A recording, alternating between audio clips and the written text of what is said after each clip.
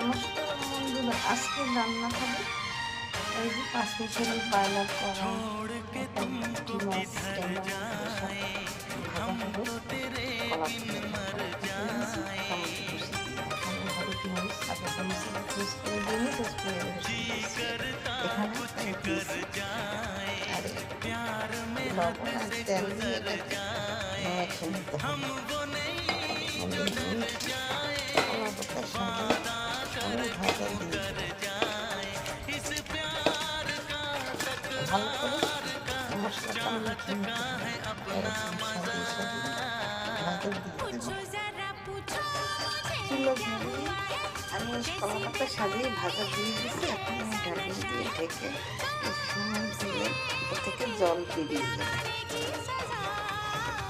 দেখুন মাছ থেকে অনেক জল বেরিয়েছিল, এখন টেনে গেছে, দেখানো হয়নি সেটা। এই যে এখন মাছের জল টেনে গেছে, মাছ ভাজা তৈরি হয়ে গেছে। এই পাশে দাগ লেগে গেছে। নদীর টাটকা মাছ খেতে খুব, এই ছোটো মাছগুলো খেতে খুব দুর্দান্ত স্বাদ হয়। এইভাবে আপনারা ভেজে খেয়ে দেখবেন। আমি এখন আর একটা কলা পাতায় ফিরিয়ে দেব।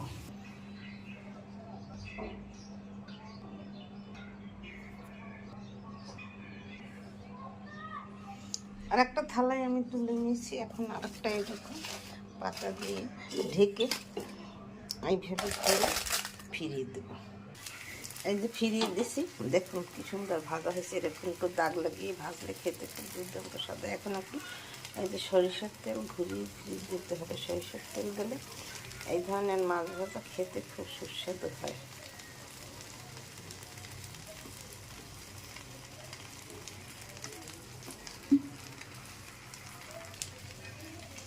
এই যে আমার মাছ ভাজা তৈরি হয়ে গেছে। এই ছোটো মাছগুলো খেতে খুব দুর্দান্ত হয়, নদীর টাটকা মাছ। এখন আমি তুলে নেব, সেই স্বাদ না খেলে মিস করবেন। এইভাবে ছোটো মাছ কলার পাতা ভেজে আপনারা খেয়ে দেখবেন, খেতে দুর্দান্ত টেস্ট হয়। আমার রান্না তৈরি হয়ে গেছে, দেখুন দেখতে কত সুন্দর হয়েছে। নতুন নতুন ভিডিও পেতে আমার চ্যানেলটিকে লাইক কমেন্ট শেয়ার করে পাশে থাকুন। ধন্যবাদ, থ্যাংক ইউ। আমার ভিডিও ভালো লাগলে লাইক কমেন্ট শেয়ার দিয়ে পাশে থাকুন। ধন্যবাদ।